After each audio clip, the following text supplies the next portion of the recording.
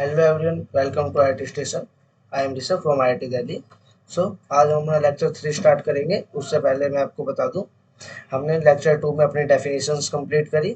उसके अंदर हमने लास्ट में देखा types of solution. Types of solution में मैंने 3 टाइप्स के सॉल्यूशन देखे। पहला टाइप था हमारे पास general solution. General solution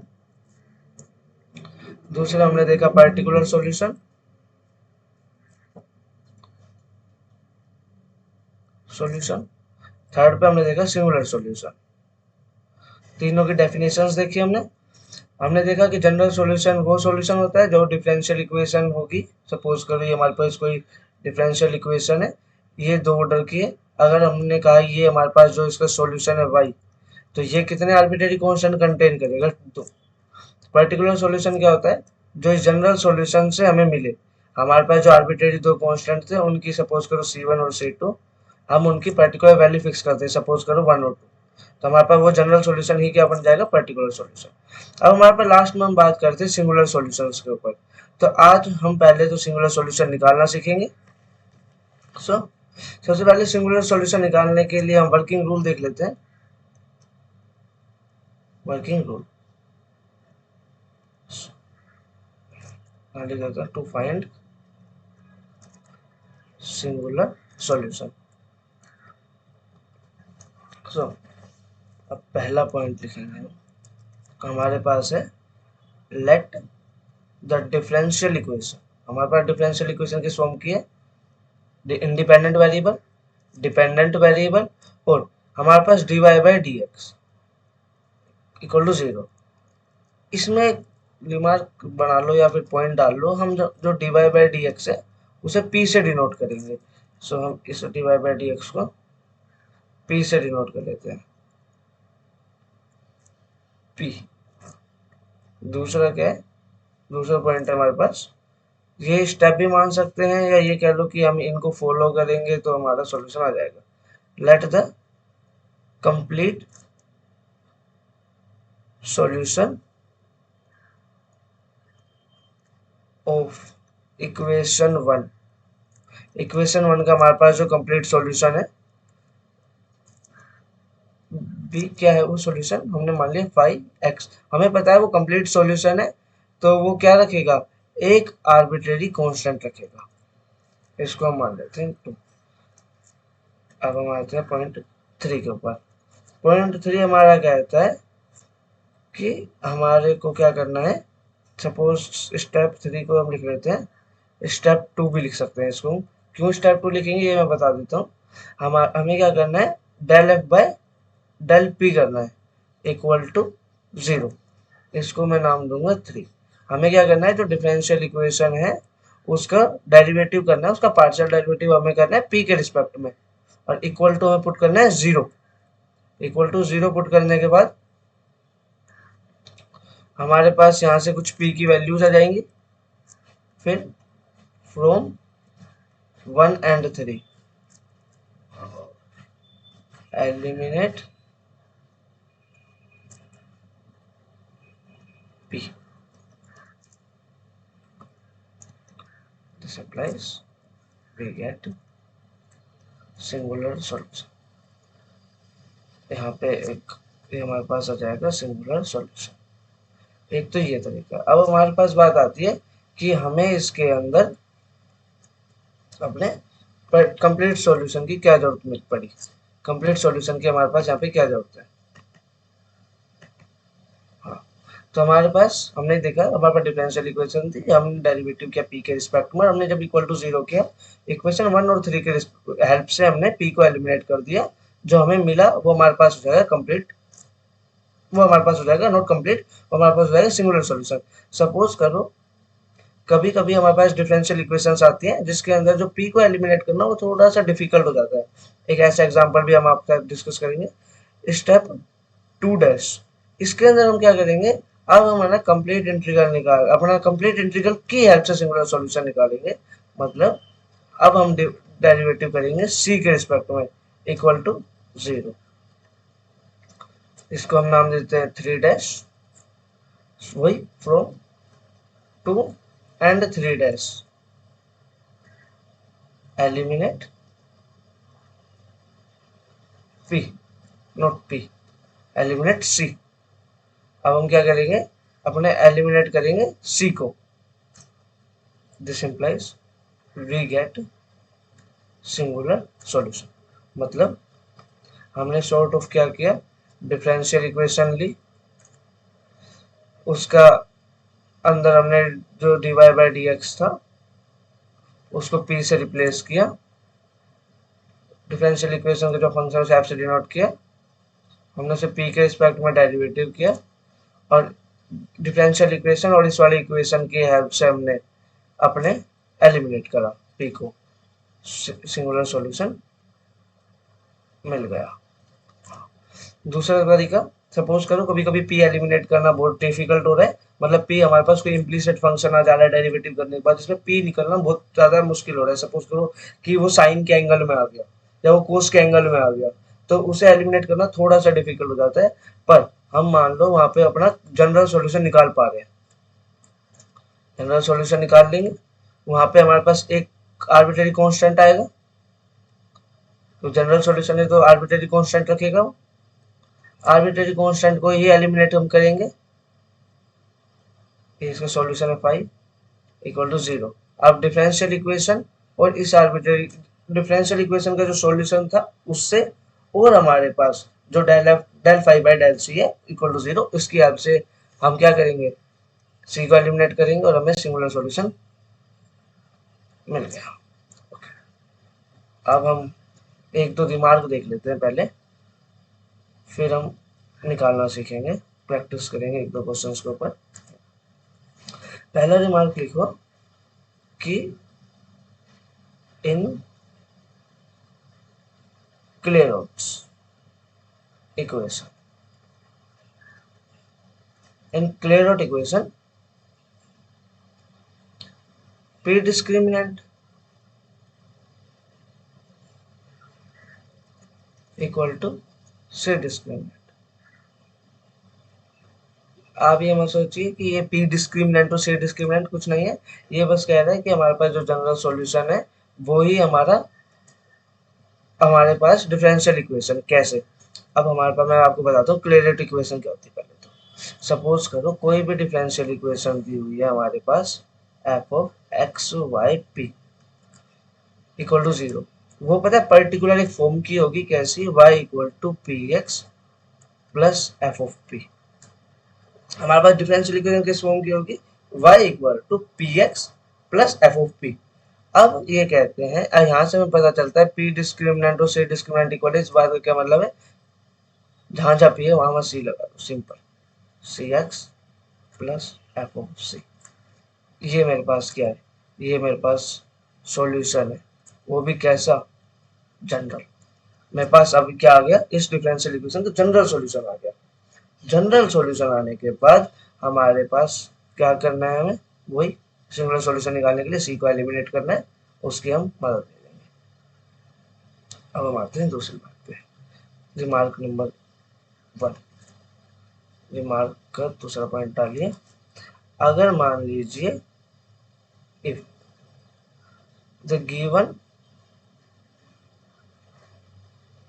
equation is quadratic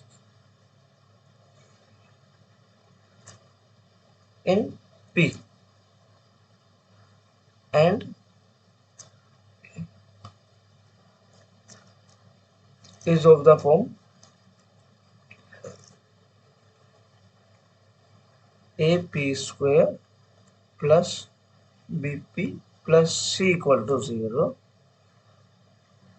then singular solution ही क्या हो जाएगा, बी स्क्वायर माइनस 4ac। हमें पता है ये क्या होता है, डिस्क्रिमिनेंट होता है इसका। हमने अपने जब क्वाड्रेटिक इक्वेशन सॉल्व करनी देखी थी 12th क्लास में, तो हमने एक फॉर्मूला यूज किया था x, वहां पे हमारे पास डिफरेंशियल इक्वेशन किस फॉर्म की होती थी, हल्का सा मैं रिमाइंड करा देता हूँ। सपोज करो एक इक्वेशन हमारे पास है X square plus X plus 2 equal to 0, तो हम इसका सॉल्यूशन कैसे निकालते थे, माइनस का b plus minus under root B square minus 4ac by 2a। यहाँ पे जो ये डी होता था बी स्क्वेयर माइनस 4ac, वही हमारा डिस्क्रिमिनेंट होता था। सिमिलरली यहाँ पे भी हमारा डिस्क्रिमिनेंट वही है, पर यहाँ पे हमें नाम क्या दे देंगे इसे, तो पी के अंदर है यहाँ पे इक्वेशन, तो हम इसे कह देंगे पी डिस्क्रिमिनेंट। सो हमारे पास हमने क्या देखा दूसरे दिमाग से कि हमारे पास अगर कोई भी डिफरेंशियल इक्वेशन इस फॉर्म में A P square plus B P plus C में, तो हमारे पास सिंगुलर सॉल्यूशन कुछ और नहीं, बी स्क्वायर माइनस 4ac ही हमारा सिंगुलर सॉल्यूशन हो जाएगा। अभी तक हमने क्या देखा, मैं एक बार दोबारा रिकॉल कराता हूँ, रिमार्क हमारे यही खत्म होता है। अब हम एक दो क्वेश्चन देखेंगे कि हमारे पास डिफरेंशियल इक्वेशन दी होगी, सिंपल डिफरेंशियल इक्वेशन लेंगे, हम देखेंगे उसको डिवाइड बाई डी एक्स है उसे पी से रिप्लेस करेंगे, फिर हम कोशिश करेंगे डेरिवेटिव करके पी के रिस्पेक्ट में पी को एलिमिनेट करने की गिवन इक्वेशन से और उसकी हेल्प से, और उसको एलिमिनेट करने के बाद हमें जो मिलेगा वो होगा हमारा सिंगुलर सॉल्यूशन। एग्जाम्पल वन, पहला एग्जाम्पल हम देखते हैं क्या है, find the singular solution, singular solution में एस डॉट एस से डिनोट करो of differential equation y is equal to dy by dx plus x, not x plus x, dy by dx into में x plus में a by dy by dx। अब हमारे पास ये differential equation है, हमें इसका सिंगुलर सॉल्यूशन निकालना है। देखिए सबसे पहले हम क्या करते हैं, इसको dy by dx को p पुट करते हैं, उसके बाद y equal to P x plus a by p, इसको नाम देते हैं हम इक्वेशन वन। अब मेरे पास दो ऑप्शन है, क्या मैं तो डायरेक्ट चलो पहले वो वाला काम करते हैं, इसको भी हम एक वैसे देख लेते हैं, y minus p x minus a by p equal to 0, इसको हम वन नाम देते हैं, इसको हटा के, क्यों, क्योंकि हमने देखा था कि किस फॉर्म में करनी है हमें, हमें करनी है f of x comma Y comma p equal to 0 form में, हमने वो कर लिया। अब हम करेंगे, इसको हमने नाम दे दिया f equal to del f by del p, p के इसमें डेरिवेटिव करते हैं, वाई कांस्टेंट है तो 0, क्यों, हमने देखा था जब हम डेफिनेशन डिस्कस कर रहे थे तो हमने देखा था पार्शियल डेरिवेटिव की डेफिनेशन, पार्शियल डेरिवेटिव का मतलब हमने क्या बताया था कि हमारे पास कोई भी फंक्शन है, उसको वो जिन जिन वेरिएबल्स पे डिपेंड कर रहा है, अगर वो ज्यादा वेरिएबल पे डिपेंड कर रहा है हम डेरिवेटिव कर रहे हैं, तो हम क्या करते हैं डेल निकालते हैं, ना कि डी। तो अब हमारे पास यहाँ पे एक्स है, पी है, ए है, तो हम डिफ्रेंशिएट करना चाहेंगे पी के रिस्पेक्ट में, तो हमारा होगा del f by del p, this implies y का 0,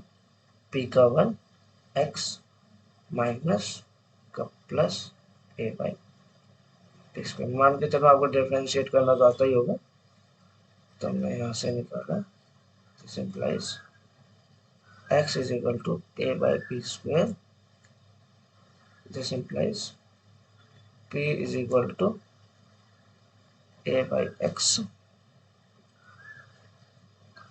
this implies p is equal to plus minus. अब हम क्या करेंगे, इसको दोबारा वापस इसके अंदर पुट कर देंगे अपने क्वेश्चन के अंदर, और वहां से हमारे पास सॉल्यूशन आ जाएगा। This implies, not this implies, अब हम लिखते हैं पुट इन 1,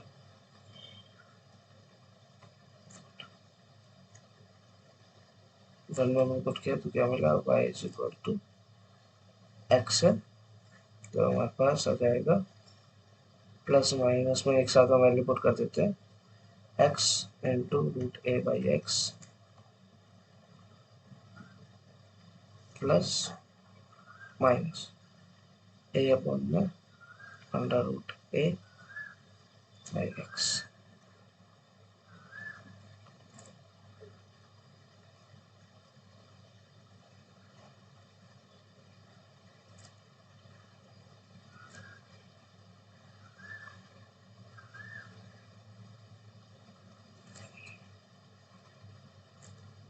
अगर दोनों प्लस के तो रूट ए एक्स आ जाएगा, टू रूट ए एक्स, अगर दोनों नेगेटिव, एक पॉजिटिव नेगेटिव तो 0, और दोनों नेगेटिव तो हमारे पास हो जाएगा माइनस टू ए एक्स। अब देखो y इक्वल टू अगर मैं 0 रखूं तो हमारे पास सिंगुलर सॉल्यूशन को सेटिस्फाई करना चाहिए। तो अगर मैं y इक्वल टू यहाँ 0 रखता हूँ तो मेरे पास ये सेटिस्फाई नहीं करेगा कुछ पर्टिकुलर वैल्यूज के लिए। तो हमारे पास y इक्वल टू जो 0 है वो सिंगुलर सॉल्यूशन नहीं होगा, क्योंकि हमें पता है कोई भी सॉल्यूशन जब भी होता है तो सबसे पहले उसे क्या करना होता है, अपने डिफरेंशियल इक्वेशन को सेटिस्फाई करना होता है। लेकिन y इक्वल टू 0 में डिफरेंशियल इक्वेशन को सेटिस्फाई नहीं कर रहा, तो ये सिंगुलर सॉल्यूशन नहीं होगा। दूसरी बात, अब हमारे पास ये दिए हुए दोनों, हम क्या करते हैं, स्क्वेयरिंग बोथ साइड कर लेते हैं। ये हमारे पास क्या आ गया, अपना सिंगुलर सॉल्यूशन आ गया। अब हम इसे सिंगुलर सॉल्यूशन कहेंगे तो सेटिस्फाई भी करना चाहिए। आप पुट करके देख लेना, ये हमारा सेटिस्फाई करता है हमारी गिवन डिफरेंशियल इक्वेशन को, और यही हमारा क्या है, सिंगुलर सॉल्यूशन है इक्वेशन 1 का। अब हम दिखाते हैं मेथड 2। ये थोड़ा सा लेंथी मेथड था, अब हम मेथड 2 देखते हैं। मेथड 2 हमने ऊपर रिमार्क देखा था अभी एक, हम कोशिश करते हैं कि उस रिमार्क वाली फॉर्म बन जाए, y equal to P x plus a by p. अभी हम देखते हैं क्या होता है, दोबारा क्वेश्चन लिख लेते हैं यहाँ पे, y equal to P x plus a by p. क्या हम उसको उस फॉर्म में बना सकते हैं, क्वाड्रेटिक की फॉर्म में? एक बार हम चेक कर लेते हैं, P square plus X plus A, ये हमारे पास डिफरेंशियल इक्वेशन बनी। क्या बनी, पी स्क्वायर एक्स माइनस में P Y plus A equal to 0। ये क्या है, A P square plus B P plus C equal to 0। ये माइनस जो है वो y के साथ बैलेंस कर देंगे। सो हमने इसका डिफरेंशियल इक्वेशन का डायरेक्ट सिंगुलर सॉल्यूशन देखा था, क्या था, बी स्क्वायर माइनस में 4ac equal to 0। This implies, यहाँ पे b क्या है, माइनस पी, बी स्क्वायर हो जाएगा, सॉरी b क्या है यहाँ पे, y माइनस वाई, तो y square is equal to minus का 4ac, तो हमने माइनस लगा दिया, 4 ac के बाद आएगा हमारे पास a, यहाँ से आएगा हमारे पास x इक्वल 0। तो हमने यहाँ से डायरेक्ट डिफरेंशियल इक्वेशन का सिंगुलर सॉल्यूशन निकाल के देखा, y इक्वल टू 4ax। ये देखिए, हमने दो मेथड से इसका सिंगुलर सॉल्यूशन निकाल के देखा। तो y square equal to 4ax, इधर से भी हमें यही मिला और इधर से भी हमें यही डिफरेंशियल इक्वेशन का सिंगुलर सॉल्यूशन मिला। सो अब हम एक दो क्वेश्चन और देख लेते हैं कि हमें क्या करना है, हमें कैसे निकालने हैं अपने जो सिंगुलर सॉल्यूशन है। सपोज दूसरा क्वेश्चन लिखते हैं, एग्जाम्पल टू लिखते हैं।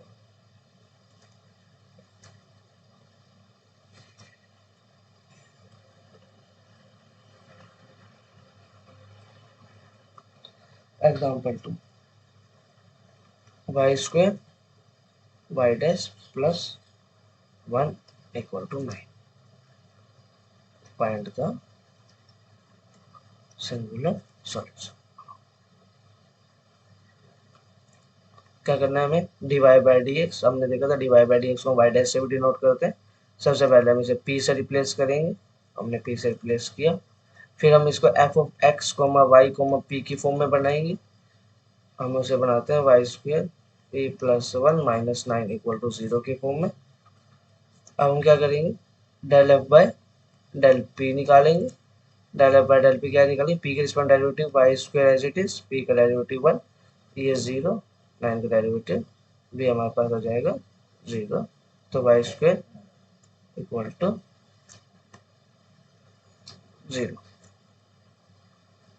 वाई स्क्वायर हमारे पास आ गया यहाँ से 0, वाई डैश, सॉरी यहाँ पे हमें पी स्क्वायर कर लीजिए, यहाँ पे पी स्क्वायर, तो यहाँ पे पी स्क्वायर करेंगे ना, यहाँ से हमें कुछ मिला ही नहीं। तो अभी हम देखते हैं कि कहाँ, वाई स्क्वायर पी स्क्वायर। अब हम del f by del p निकालते हैं इसका, तो इसका क्या हो जाएगा, 2y square p square, not 2y square p, y square तो कॉन्स्टेंट के साथ ट्रीट होगा, और ये सब हो जाएंगे हमारे पास 1 का डेरिवेटिव 0, 9 का derivative 0, this implies 0। This implies यहाँ से p मेरे को क्या मिल गया, 0। अब मेरे पास जब p मेरे को 0 मिला तो मैं इसको पुट कर देता हूँ अपने इक्वेशन 1 में, पुट इन इक्वेशन 1, इसको मैं इक्वेशन 1 नाम देता हूँ, इक्वेशन 1। अब मैं इसको पुट कर देता हूँ इक्वेशन 1 में, तो मेरे पास क्या आएगा, Y square 0 plus 1 minus 9 equal to 0. This implies y square minus 9 equal to 0. This implies y equal to plus minus 3. मेरे पास दो सिंगुलर सॉल्यूशन आए, क्या क्या, y equal to 3 and y equal to -3.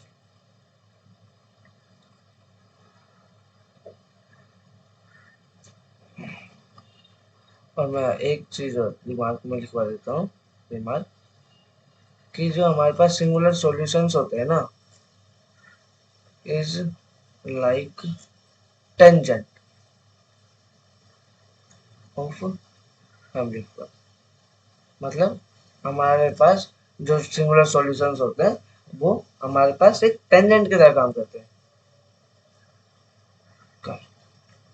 Tangent की तरह होते हैं मतलब जो हमारे पास होगी फैमिली ऑफ कर्व, उसके सिर्फ एक पॉइंट पे उसे टच करते हुए जाएंगे. जो हमारा काम टेंजेंट करती है वही हमारा काम सिंगुलर सॉल्यूशंस भी करते हैं. तो इसके बाद हम एक दो एग्जांपल और देख लेते हैं.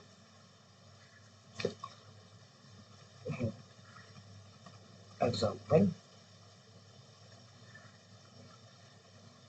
3. एग्जांपल 3 लिखेंगे. आज से हम कोशिश करेंगे कि हम क्वेश्चन जो है ब्लू पेन से लिखें.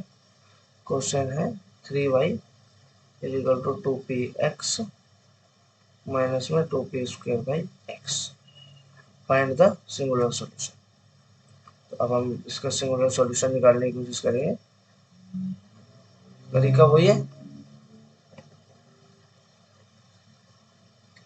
सॉल्यूशन सेम काम जो हम पिछले दो एग्जांपल में करते आ रहे हैं, अभी भी हम वही सेम काम करेंगे.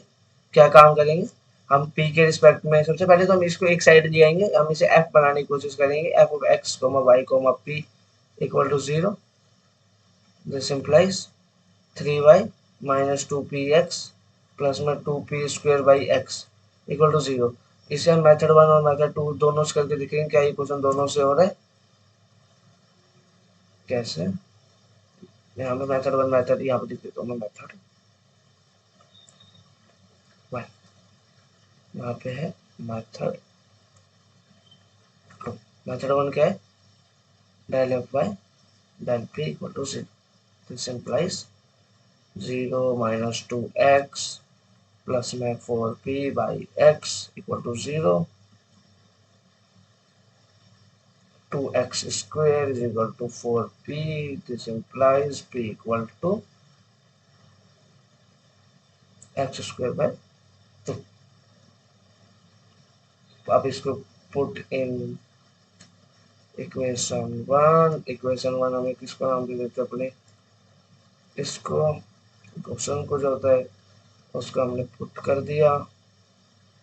जब हम पुट करते हैं p equal to x square तो हमारे पास क्या आएगा, 3y is equal to 2px था तो हमारे पास आएगा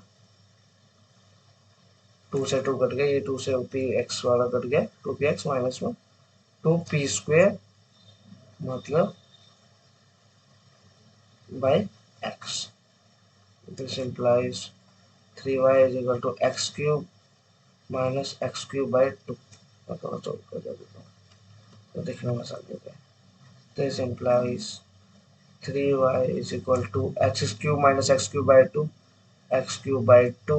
this implies y is equal to x cube by 6. अब हम चेक कर लेते हैं ये हमारे पास जो सॉल्यूशन आया है वो सिंगुलर सॉल्यूशन है या नहीं है. वैसे हमने अगर कोई कैलकुलेशन ऐड करी होगी तो भी इस मेथड से आंसर अलग आएगा, वरना हमारे पास इस मेथड से भी सेम सॉल्यूशन आएगा.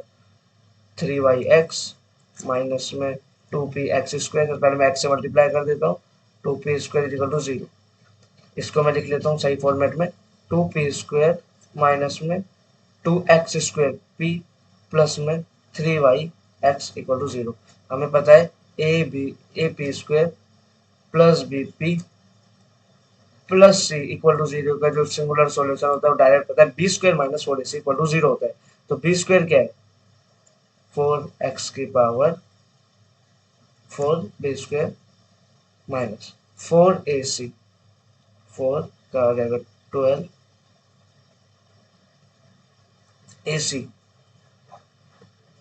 4 इंटू 2, 4 इंटू 12 और इंटू 2 भी है तो क्या जाएगा, बताइए क्या जाएगा. 4 8 24 y x equal to 0. This implies y is equal to 4x की power 4 by 24x to x cube by 6. यहाँ से भी हमारे पास आएगा x क्यूब by 6. इसका मतलब हमारे पास जो y आए वो हमारे पास सिंगुलर सॉल्यूशन निकाल दिया हमने अपना सिंगुलर सॉल्यूशन निकाल दिया. ये है हमारे पास सिंगुलर सॉल्यूशन. सो अब हम एक दो क्वेश्चंस आपको दे देते हैं प्रैक्टिस के लिए कि आप भी प्रैक्टिस करना कि सिंगुलर सॉल्यूशन हम कैसे निकालते हैं. वैसे सॉर्ट ऑफ समझ तो आ ही गया होगा हमने क्या करना है. हमें क्या करना है, हमें अपने डिफरेंशियल इक्वेशन लेनी है, उसे dy बाई डी एक्स को p से रिप्लेस करना है. p से रिप्लेस करने के बाद सबसे पहले dy बाई डी एक्स को p से रिप्लेस करना है. p से रिप्लेस करने के बाद हमें एफ एक्स को वाई को p की फॉर्म में चेंज करना है इक्वल टू 0. फिर उस फॉर्म में चेंज करने के बाद हमें p को एलिमिनेट करना है. एलिमिनेट का तरीका मैंने आपको सिखाई दिया. बस उसे एलिमिनेट करने के बाद जो सॉल्यूशन आएगा हमारे पास उस इक्वेशन से डेरिवेटिव वाली से और गिवन इक्वेशन से हेल्प से जो हमारे पास सॉल्यूशन आएगा उसी सॉल्यूशन को हम क्या कहेंगे, सिंगुलर सॉल्यूशन. इसके बाद हम एक दो क्वेश्चन दे देते हैं, यहाँ पे प्रैक्टिस करना. इसके अलावा सिंगुलर सॉल्यूशन में कुछ भी ज़्यादा नहीं है. ये बस आप दो क्वेश्चन सोल्व कर लेना, आपका सिंगुलर सॉल्यूशन क्वेश्चन हो जाएंगे जो भी होंगे. P square plus y square equal to 1. एक दो क्वेश्चन दे देते हैं. X square y minus x p equal to y p square. ये दो क्वेश्चन आपको सोल्व करने हैं और इनका जो आंसर है वो कमेंट बॉक्स में बताना. इसके बाद हम नया टॉपिक शुरू करते हैं. नया टॉपिक शुरू करने से पहले हम एक दो डेफिनेशन और देख लेते हैं. आपने लीनियर इंडिपेंडेंट और लीनियर डिपेंडेंट तो सुना ही होगा. लीनियर अलजेब्रा के अंदर हमने उसकी डेफिनेशन देखी थी, या आपने कहीं भी लीनियर अलजेब्रा पढ़ा होगा तो आपने दोनों डेफिनेशन जरूर पढ़ी होंगी. लीनियर इंडिपेंडेंट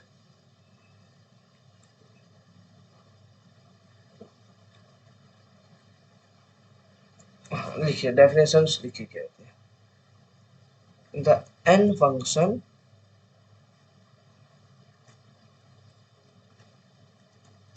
एन फंक्शन कौन कौन से, f1 है, f2 है, fn आर कॉल्ड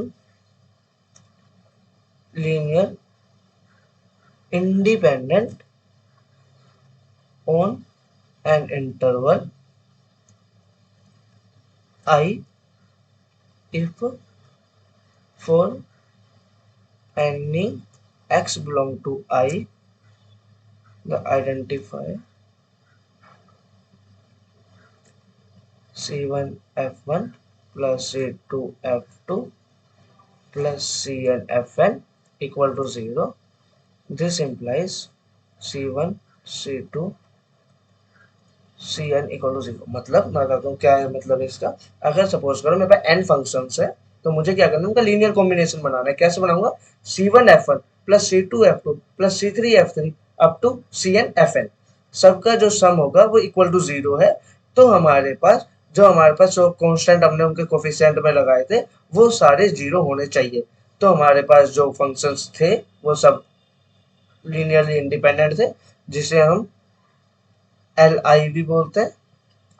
अदरवाइज वो एल डी हो जाएंगे. मतलब अगर इनमें से C1 C2 टिल Cn में से अगर एक भी नॉन जीरो में से जीरो हो जाए, सॉरी नॉन जीरो हो जाए, उसके बाद भी जो C1 F1 plus C2 F2 है plus up to Cn Fn equal to 0 है तो वो हमारे पास एल डी हो जाएगा. मतलब if C1 F1 plus C2 F2 plus Cn Fn equal to 0 and any one of them, अगर एक भी कांस्टेंट नॉन जीरो हो जाए, C I non zero, then functions are dependent. ये डेफिनेशंस थी जो हमने अपने लीनियर अलजेब्रा में कवर करी थी. जो डेफिनेशन हमने देखी थी अपने लीनियर अलजेब्रा में. सपोज करो मैं बताता हूँ आपको, एक एग्जांपल देते हैं. एक हमारे पास f1 फंक्शन है, एक मेरे पास f2 फंक्शन है। c1 f1 plus c2 f2 equal to 0 मैंने निकाला, ये इसका लीनियर कॉम्बिनेशन है। अब मैं देता हूँ f1 equal to minus c2 bye c1 f2। अगर अब यहाँ पे c1 नॉन जीरो है तो ये वेल डिफाइंड है, तो हम अपने फंक्शन f1 को लिख पाएंगे c1 f1 plus c2 f2। c1 non zero है तो ये वाली फॉर्म बन सकती है, और हमारा जो f2 है उसे एक नंबर से मल्टीप्लाई करके हम f1 बना सकते हैं। सिंपल। अब हम बात करते हैं, ये डेफिनेशन तो लीनियर अलजेब्रा में थी, हम इसके ऊपर लिख देते हैं definition of Li and Ld in LA, मतलब लीनियर अलजेब्रा, शॉर्ट में LA हम लीनियर अलजेब्रा के लिए यूज करते हैं।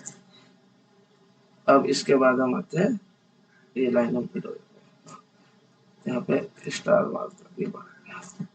इसके बाद हम आते हैं definition of Li Ld in ordinary differential equation. क्योंकि हम तो ऑर्डिनरी डिफरेंशियल इक्वेशन का कोर्स करते हैं तो हमें definition Li linearly independent and dependent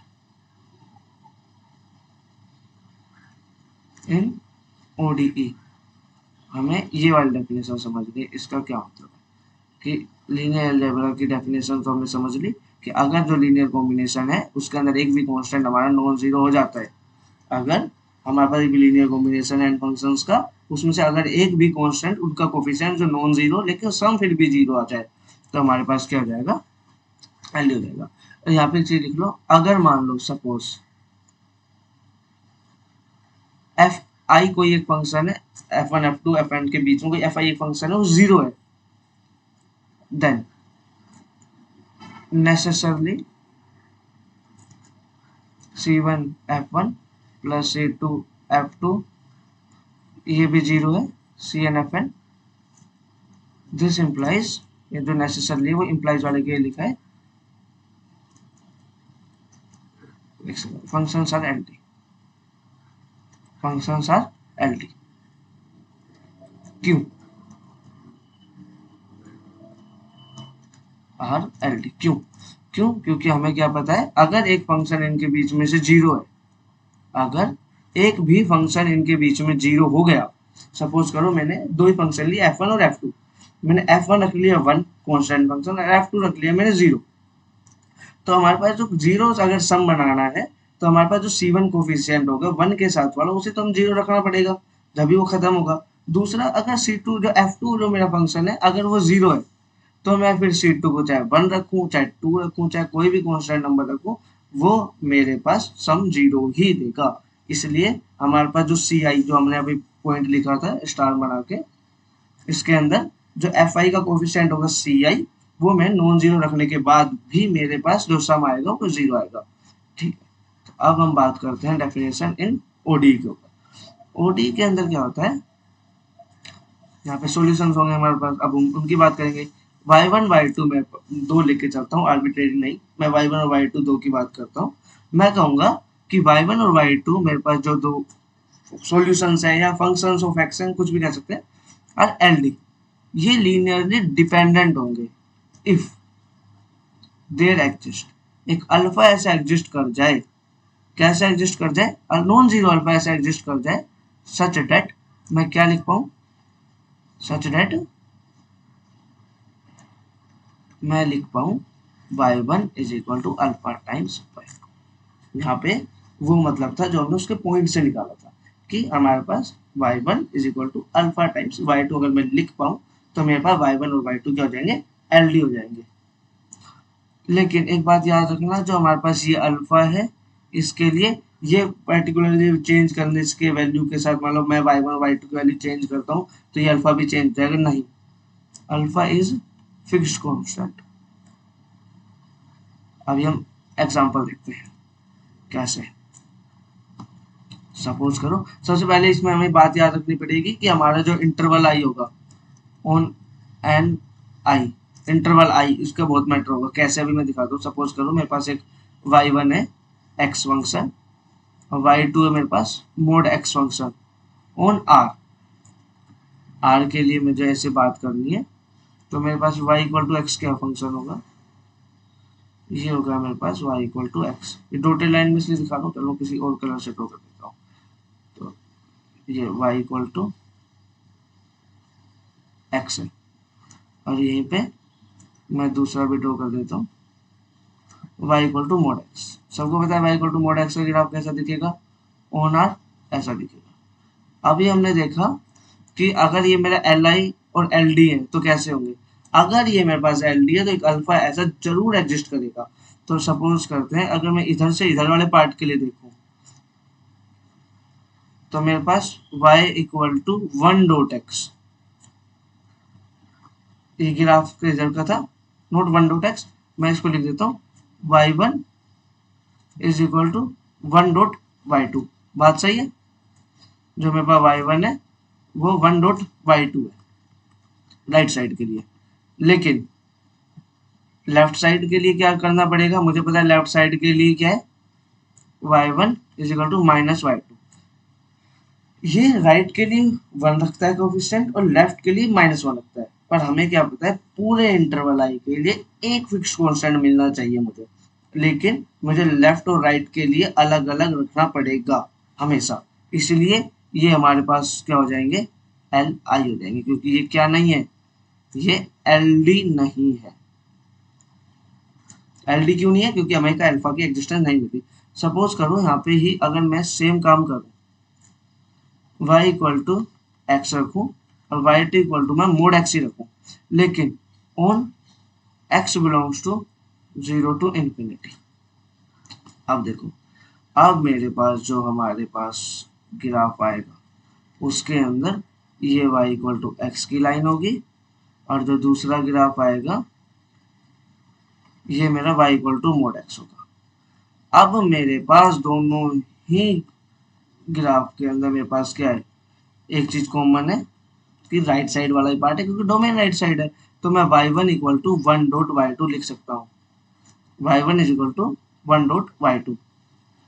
तो आप समझ गए होंगे मैं क्या करना चाह रहा हूँ। अगर मेरे पास ODE में कोई भी दो फंक्शंस अगर डिपेंडेंट है तो मेरे पास एक अल्फा की एग्जिस्टेंस आएगी। अल्फा हमारे पास यहाँ पर जाएगा 1, ठीक है।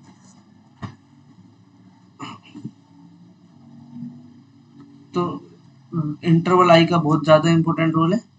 एग्जाम्पल एक आप बता देना, y इक्वल टू एक्स ही और y equal to mod x. ये y1 है, ये y2 है, ऑन x बिलोंग्स टू नहीं open interval,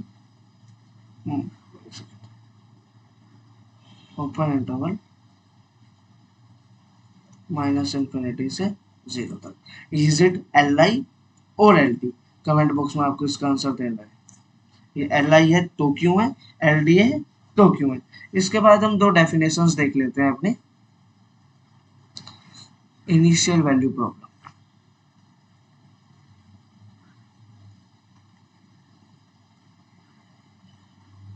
initial value problem मतलब क्या है इस बात का। अभी हमने एक बात बताई थी आपको कि मेरे पास सबसे जनरल सॉल्यूशन निकालूंगा। जनरल सॉल्यूशन निकालने के बाद मैं क्या करूंगा, कुछ पर्टिकुलर वैल्यूज अपने कांस्टेंट की फिक्स कर दूंगा। उसके बाद हमारे पास जो सॉल्यूशन आएगा उसे हम पर्टिकुलर सॉल्यूशन कह देंगे। लेकिन वो जो वैल्यू मैं पुट करूंगा वो वैल्यू मैं अपने आप थोड़ी पुट कर सकता हूँ। अगर अपने आप पुट कर सकते हैं तो मैं कुछ कर दूंगा, आप कुछ कर देंगे और कोई कुछ और वैल्यू पुट कर देगा, तो सबका सॉल्यूशन अलग अलग हो जाएगा। लेकिन हम क्या चाहेंगे कि सबका सॉल्यूशन सेम आए, तो सभी क्या करें, उस कांस्टेंट की वैल्यू फिक्स करें। उस कांस्टेंट की वैल्यू कैसे फिक्स होगी, उसकी वैल्यू फिक्स करने के लिए हमारे पास एक कंसेप्ट आता है इनिशियल वैल्यू प्रॉब्लम और दूसरा आता है बाउंड्री वैल्यू प्रॉब्लम। दोनों ही हमारे पास हेल्प करेंगे अपनी अपनी पर्टिकुलर इंटीग्रल जो पर्टिकुलर सॉल्यूशन निकालने के लिए। पर्टिकुलर सॉल्यूशन कैसे निकलता है, जनरल सॉल्यूशन के आर्बिट्रेरी कांस्टेंट को फिक्स करके। तो हम डेफिनेशन देख लेते हैं। अब ये कैसे डिफाइन होंगी, इनिशियल और बाउंड्री वैल्यू, ये दोनों होती कंडीशन है किसके ऊपर, डिफरेंशियल इक्वेशन के ऊपर, लेकिन दोनों अलग अलग कैसे है ये देखिए। If all of the associated supplementary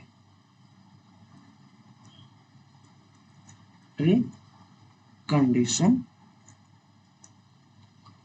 relate to one x value, then the problem is I, मतलब जो मेरे पास मैं कंडीशन दूंगा वो रिलेट करेगी सिर्फ एक वैल्यू से। दूसरी आप डेफिनेशन देखिए, उससे आपको पता चल जाएगा। बाउंड्री वैल्यू प्रॉब्लम, आईवीपी का शॉर्ट फॉर्म में, फुल फॉर्म में क्या है? Initial value problem. तो बाउंड्री वैल्यू प्रॉब्लम का क्या हो जाएगा शॉर्ट फॉर्म? बीवीपी। इसको हम देखते हैं। इफ द कंडीशन, जो हमने ऊपर कंडीशन लिखी थी वही same, related to 2 points, related to 2 points, 2 different लिख लेते हैं, क्योंकि कई बार हम क्या करते हैं सेम पॉइंट को ही 2 बार लिख लेते हैं 1,1, लेकिन नहीं, 2 डिफरेंट पॉइंट। डिफरेंट पॉइंट होने बहुत जरूरी है, 2 डिफरेंट पॉइंट होने जरूरी है of x values, then the problem is called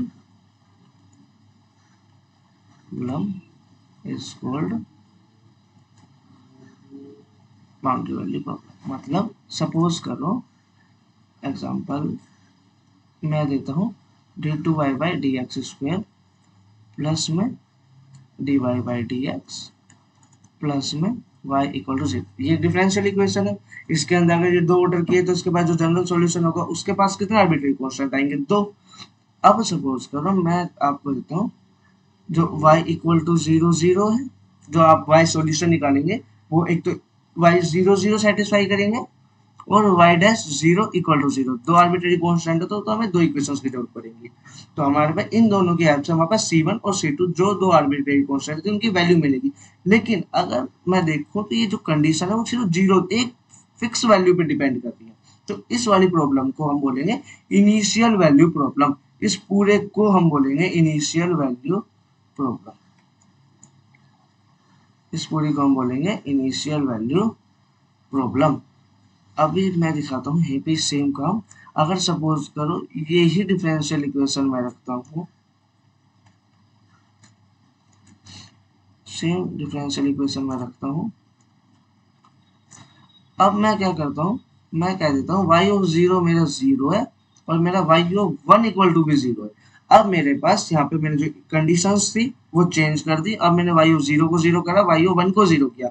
अब मैंने ये 2 चीजों पे कंडीशन दी है, 0 पे 0, 1 पे 0। अब यहाँ पे जो हमारा सॉल्यूशन है वो 2 पॉइंट पे डिपेंड करे, 0 पे और 1 पे। तो अब हम इस सॉल्यूशन, इस जो फॉर्मेट है, इस डिफरेंशियल इक्वेशन, इस प्रॉब्लम को कहेंगे बाउंड्री वैल्यू प्रॉब्लम। अब ये हो जाएगी मेरी बाउंड्री वैल्यू प्रॉब्लम। तो आपको ये दोनों डिफरेंस समझना पड़ेगा कि इनिशियल वैल्यू प्रॉब्लम और बाउंड्री वैल्यू प्रॉब्लम में क्या क्या होते हैं, कैसे होते हैं, और दोनों का काम एक ही होता है। हमारे पास दोनों ही किस में मदद करती हैं? दोनों ही हमारी मदद करती है हमारे पर्टिकुलर सॉल्यूशन के जो कांस्टेंट होते हैं उन्हें पर्टिकुलर वैल्यूज फिक्स करने के। सो आज का लेक्चर हम यही समाप्त करते हैं। अब अगले लेक्चर में हम सबसे पहले आपसे डिस्कस करेंगे डोमेन। हमने डोमेन पता है हमें क्या होती है, हमने रियल में देखा हुआ है, फंक्शन हमने डिफाइन किए थे जब हमने देखा था डोमेन क्या होती है। तो डोमेन और कनेक्टेड डोमेन, इन दोनों में क्या फर्क है? क्या डोमेन ही कनेक्टेड डोमेन होती है या दोनों अलग अलग टर्मिनोलॉजीज है? या अगर मैं कांस्टेंट फंक्शन का डेरिवेटिव करूं तो वो 0 आता है, या कन्वर्स ट्रू है या नहीं? ये सब बातें हम नेक्स्ट लेक्चर में डिस्कस करेंगे आपके साथ। तो आज का लेक्चर हम यही समाप्त करते हैं। हमारे साथ जुड़े रहने के लिए बहुत बहुत धन्यवाद।